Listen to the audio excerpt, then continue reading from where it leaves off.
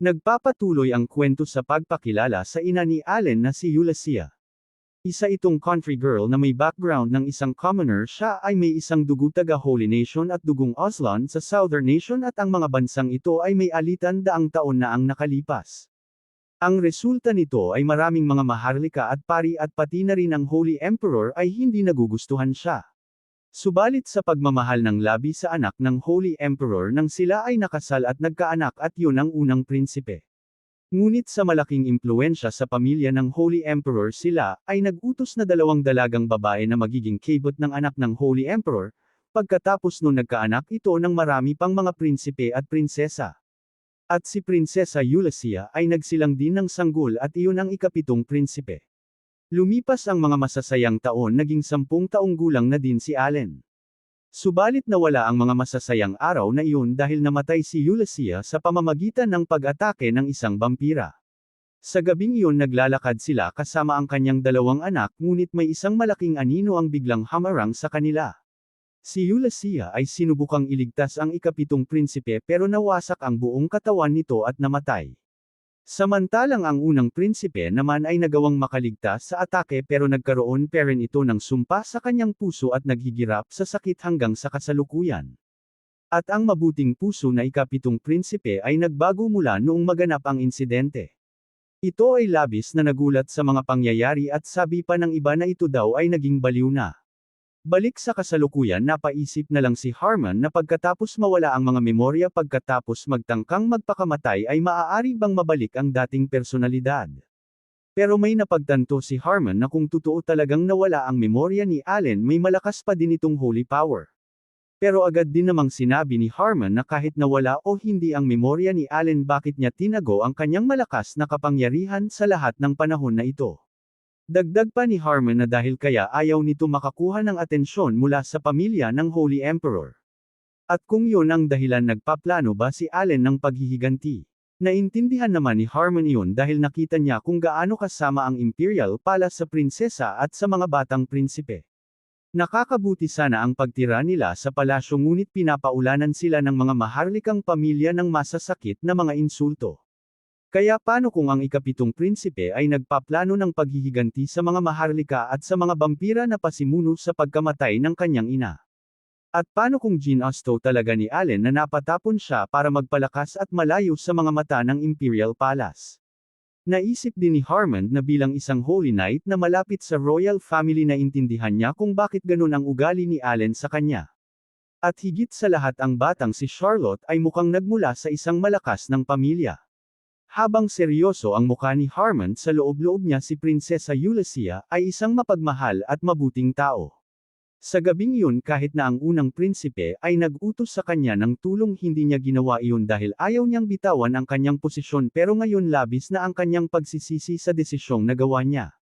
Kahit anong gawin ni Harmon para kalimutan ang mga nakakahiyang nakaraan na hindi niya pagprotekta sa mga prinsipe at sa prinsesa, si Allen naman ay gumawa na ng lakas para maghiganti. Habang ininda ang lahat ng klase ng mga insulto at bilang patapon na prinsipe. Kung talagang maghiganti ang prinsipe para sa kanyang ina sa loob ni Harmon, kailangan niya itong tulungan. Subalit para magawa iyong, kailangan muna nilang tapusin ang problema sa Lonia. Habang nag-iisip, may nakita namang sundalo si Harmon at tinanong ito kung nagpapatrolya ba ito sa paligid. Pero hindi ito sumagot at napaisip na lang si Harmon na hindi ba siya narinig nito. Ngunit nagduda si Harmon dahil para magpatrolya sa paligid kailangan nitong magdalag ng ilaw dahil madilim ang gabi, kaya napatanong na lang siya kung hindi ba ito tao. Kay walang ano-ano, agad niya itong sinugod ng mabilis, pero nasangga ito ng sundalo gamit ang espada. Kaya labis na lang ang pagkagulat ni Harmon dahil sa kanyang nakita, dahil ito ay isang undead. At nagulat din siya dahil may tumira sa kanya ng palaso. Iyon pala ang kasamahan ng undead, ngunit pinakiramdaman ni Harmon ang demonic energy ng undead. Naramdaman din niya na may holy power ang mga ito. Kaya agad na niyang natanggal ang espada ng undead at sabi niya na kahit yun pa ang kaso, hindi niya hahayaan ang isang undead na mabuhay, kaya inatake na niya ito. At sa paparating na atake, hinihintay na lang ito ng undead. Subalit hindi na iyon natuloy ni Harmon dahil biglang pinahinto ni Allen sila. Kaya nagtaka na si Harmon dahil pati ang undead ay bigla ding huminto. Kaya agad nang lumingon si Harmon kay Allen at tinanong kung anong nangyayari dito. Pero sinabi na lang ni Allen na ibaba na lang ni Harmon ang kanyang sandata. Dagdag pa ni Allen na natapos na ba nitong tipunin ang lahat ng hukbo pero tinawag lamang si ni Harmon pero hindi iyon pinansin ni Allen at nagsalita pa na pagkatapos ng hating gabi ay ang araw na namatay ang hari ng mga patay na espiritu na ni Amon kaya napapaisip na lang siya na kung lalakas ba ang mga undead sa mga oras na iyon subalit nilakasan ni Harmon ang kanyang pagtawag ni Allen. At tinanong ito kung gumagamit ba si Allen ng necromancy pero tahimik lamang si Allen na nakatingin dito. At itinanggi niyang gumagamit siya nito pero sa loob-loob niya naiinis niyang sinabi na wala na dahil nahuli na siya. Pero sumigaw ng malakas si Harmon na nagsasabing hindi ito ang bagay na normal lang na sinasabi ni Allen kaya tinanong niya ito kung desperado na ba ito para aralin ang necromancy. Pero desperadong sinabi ni Allen na paano niya masasabi iyon kung wala naman talaga siyang nalalaman.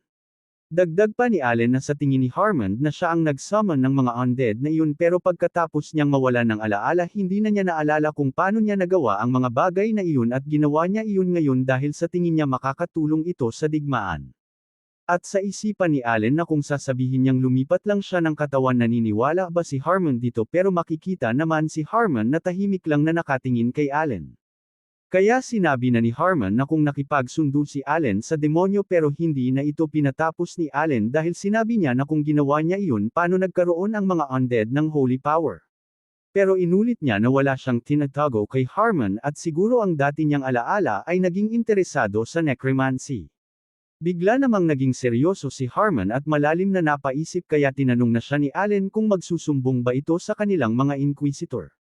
Agad namang sumagot si Harmon na syempre magsusumbong siya kaya makikita na lang nanlumo at sa loob-loob niya ay napaluha pa ito at sinabing lagot na talaga siya. Kaya napaisip na din siya kung bibitayin ba siya kung nahuli siya at maligtas kaya siya ni Charlotte ngunit biglang nagsalita si Harmon. At lumuhad ito na ikinagulat naman ni Allen. Sinabi nito na hindi niya isusumbong si Allen sa mga nakakataas. Kaya nagkaroon ng katahimikan sa kanilang dalawa at makikita sa mukha ni Allen ang labis na pagkagulat. Agad din namang sagsalita si Harmon na tutulungan niya si Allen hanggang sa huli. Sa ginawa ni Harmon nagulat naman si Allen kaya napaisip na lang siya na akala niya na hindi siya gusto nito pero ngayon handa nitong tumulong sa kanya. At dugtong din Allen sa kanyang isipan na talaga bang susubukan nitong hihila sa lubad. Pero bigla na lang napagtanto ni Allen na nasira na niya pala ang lubad. Kaya sinabi ni Allen kay Harmon na susubukan ba nitong tutulong sa kanya para mabantayan siya nito dahil hindi niya ito pinaniwalaan sa mga narinig nanlumo naman si Harmon. At tumayo ito sabay tumingin sa baba at sinabing noong bata pa daw si Allen. Subalit hindi ito pinatapos sa pagsasalita ni Allen dahil unahin muna nila ang labanan sa ngayon. Sinabi din ni Allen na sa tingin niya siya iyon. Sa tingin ni Allen na hindi sasayangin ng mga kalaban maraming mana sa paligid. Dumating na pala ang hating gabi kaya binati na ni Allen si Harmon ng maligayang Pasko. Dinagdag pa ni Allen na Happy Halloween na din bilang bonus. Kaya labis naman ang pagtataka ni Harmon sa mga sinabi ni Allen. Lipat sa kalbong vampira na nagsasabi sa kanyang mga hukbo na dumating na ang kanilang oras. Dagdag pa nito na kainin nila ang mga buhay at lumakas at kasunod nun umatake na ang mga undead. At sisiguraduhan din ng vampirang ito na magiging hari siya sabay naghanda na sa isang atake. At agad na pinakawala ng isang lilang kapangyarihan mula sa bibig nito. Lipat naman sa mga hukbo ng tao sinabi ng feudal na manatili lamang sila sa linya. Pero habang nanginginig sinabi naman ng isang tauhan na mukhang hindi niya kakayanin ang ipapagawa nito. Dahil ang parte ng kanyang muka ay hinampas ni Allen kaya hanggang ngayon masakit pa rin ito kaya napaisip na lang si Jenner na ito ba ang tamang desisyon. Ang mga undead monster ay hindi may kumpara noong nakaraang taon at pinapahina nito ang kaluluwa ng mga sundalo. Napaisip si Jenner na mukhang kailangan na nilang umatras bago pa magsimula. Pero naputol ito dahil may dumating na pari na may malakas na aura kaya napatingin si Harmon dito. Kaya napasabi na lang si Jenner na ito ba ang pari na magliligtas sa kanila at ang pari pala ay si Allen. Si Allen naman ay nagdasal na at lumabas ang maraming holy water sa buong paligid ito pala ang skill ni Allen na debilitating epidemic.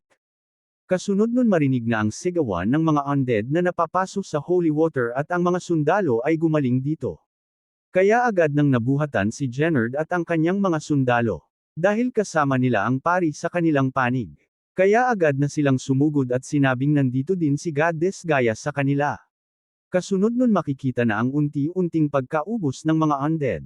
At makikita din si Harmon tumalon sa labanan at nagdasal Diyos ng digmaan na si Haima sana bigyan siya nito ng lakas. Sa paglapag niya nawasak naman ang lupa dito. Kasabay nun maraming mga zombie ang natalo ni Harmon kaya napasabi na lang siya sa isip niya na ito na ang pagkakataon ng prinsipe para itaas ang moral ng lahat. At hindi niya sasayangin ang pagkakataon na ito sabay tingin sa kanyang harapan at ang kanyang layunin. At makikita ang vampira na nakaupo sa kanyang trono. Pero galit namang tinignan ng kalbong vampira si Harmon at sinabing ang bastardong iyon ay hinaharangan ang kanyang dinaanan. At bukod pa doon ang mga lugar daw na tinamaan ni Harmon ay hindi na makarecover ang mga zombie niya. Kaya sa sobrang galit ng vampira hindi na niya mapigilan ito. Sabay sinubukan sana siyang atakehin ni Harmon.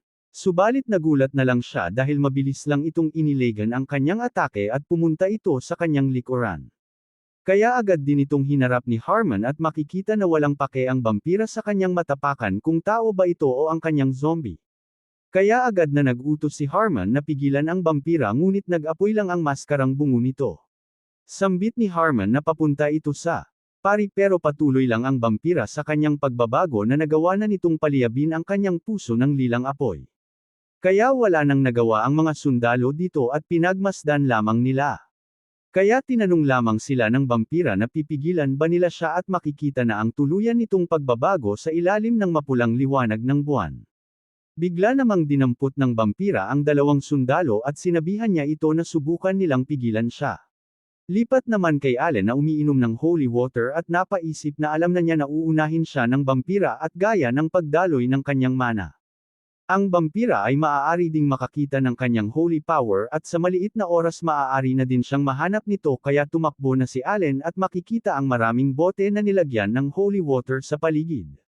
Dagdag pa ni Allen na pinakamabuti sa kanya ang pagtakbo sa lugar na nakakabentahe siya at gaya ng nasa plano gagamitin niya ang matigas na pader ng teritoryo.